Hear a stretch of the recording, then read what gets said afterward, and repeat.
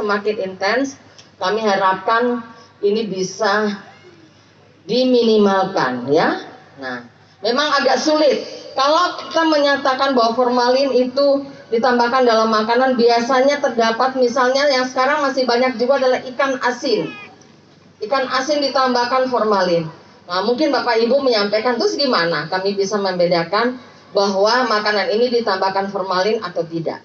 Nah, ikan asin ya, kalau ikan asin itu atau ikan segar ya, ikan segar juga biasa banyak ditambahkan dengan formalin.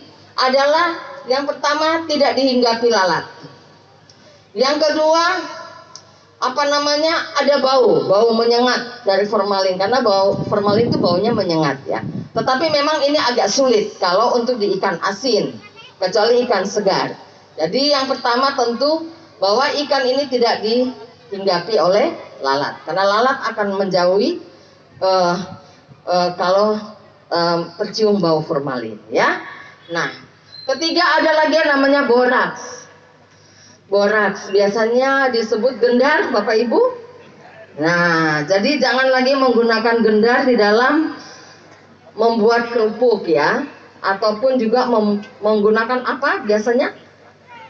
Ya belum. Siapa yang bilang belum tadi? Nah, ya.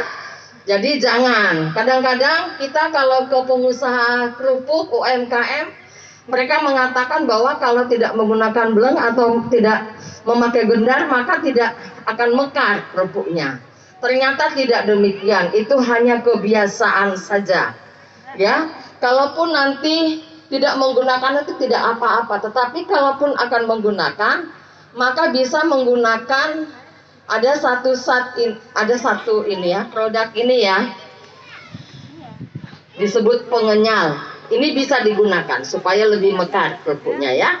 Jadi bisa dibeli di toko kue ya. Nah, nanti bisa dilihat juga di situ nanti sudah ada izin edarnya ya. Ya, dari BPOM. Jadi jangan gunakan produk-produk yang belum punya izin edar.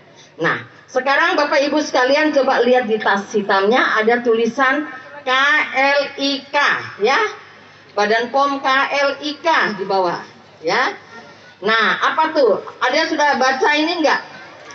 Nah, apa tuh? KLIK. K itu apa? Angkat tangan, nanti dapat hadiah. Iya, nanti supaya semangat ya. Kemasan. Jadi pada saat membeli produk, pastikan kemasannya masih baik. Ya, kalau yang kemasan kalengan, kalengnya tidak karatan, tidak penyok, tidak kembung ya. Walaupun diskonnya besar jangan dibeli. Yang kedua label L ya. L itu label, artinya baca informasi yang ada dalam labelnya ya. Di situ biasa ada aturan penggunaannya bagaimana, itu dibaca ya.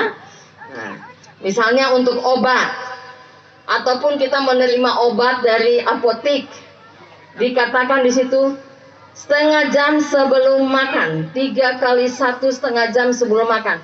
Maka minumnya ya sebelum makan setengah jam. Jangan minumnya sesudah makan, karena itu memang ada peruntukannya. Ada obat-obat tertentu yang ketika dikonsumsi sesudah makan ini akan membuat zat aktifnya berkurang khasiatnya ya. Nah, KLI, I itu izin edar ya. Jadi pastikan bahwa produk Bapak Ibu sekalian yang Bapak Ibu konsumsi, baik obat, jamu, makanan ya, kosmetik, itu sudah memiliki izin edar dari BPOM. Kalau makanan, izin edarnya 2 jenis. Ada yang disebut PIRT, ada juga BPOM MD. RI diikuti dengan 12 digit angka. Jadi kalau tertulis PIRT juga boleh digunakan, karena itu izin edar yang dikeluarkan oleh Dinkes. Kemudian satu lagi, K, tanggal. Nah, apa itu tanggal daluarsa? Coba angkat tangan, siapa yang bisa menjawab? Ya, batas waktu apa? Batas waktu digunakan, benar Bapak ya, nanti dikasih hadiah.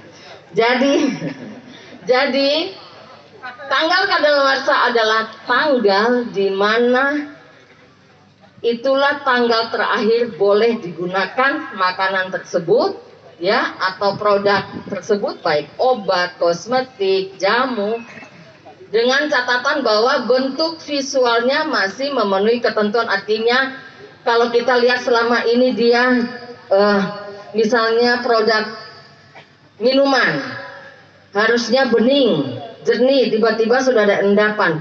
Nah, walaupun expirednya masih jauh, itu juga tidak boleh dikonsumsi. Nah, sekarang saya tanya, tadi tanggal daluarsa adalah batas akhir suatu produk itu boleh digunakan, ya. Nah, sekarang kalau misalnya di kemasan, misalnya di kemasan ini ya, tertulis tanggal expirednya adalah, tanggal daluarsanya adalah 12 Desember 2021. Maka produk itu boleh digunakan sampai dengan tanggal 12, ya. Kecuali sebelum tertulis expired date-nya tertulis sebaiknya digunakan sebelum.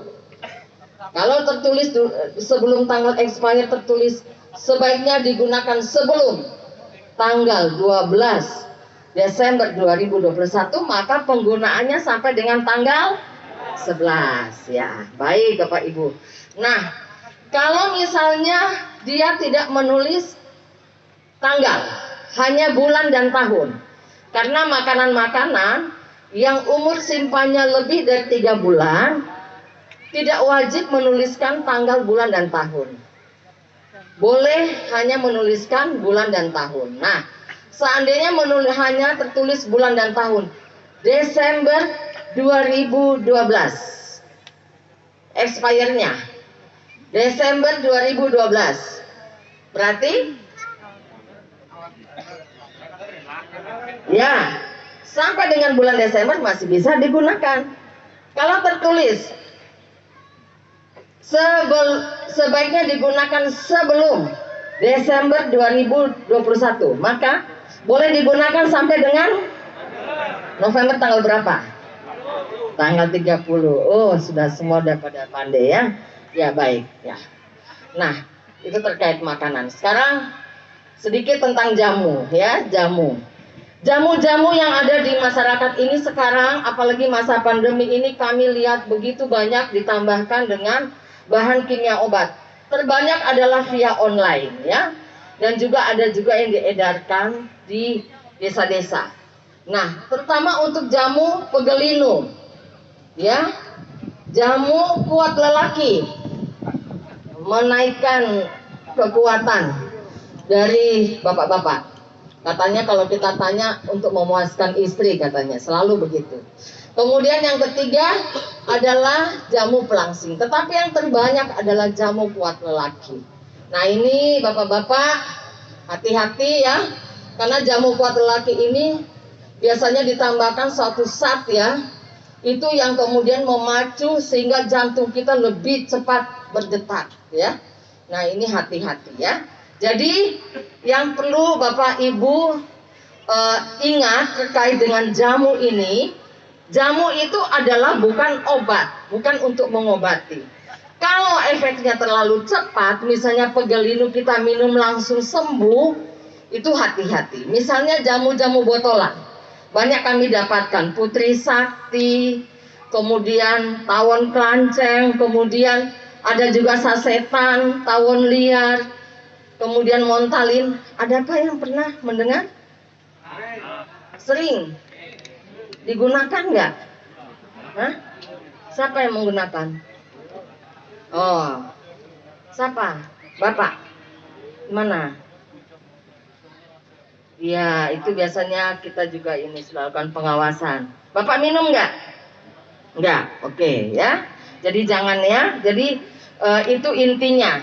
Untuk jamu-jamu yang sangat cepat memberikan efek terapi itu adalah kemungkinan besar ditambahkan bahan kimia obat. Terima kasih kepada Bung Ramdan yang telah hadir ke desa kami intel yang melakukan juga acara hari ini bisa membuat masyarakat kita mengetahui dan memahami makanan-makanan apa yang perlu dikonsumsi dan tidak menambah capaian vaksinasi untuk desa Pangete khususnya Kabupaten Pemalang pada umumnya. Kalau Pamudi sendiri sudah berapa persen, Bu? Sampai hari kemarin vaksin tanggal 6 sampai sudah 70%. Mudah-mudahan untuk hari ini bisa menambah sampai lebih 15. Itu sudah termasuk lansia, Bu? Sudah termasuk lansia? Sudah termasuk lansia. Terima kasih.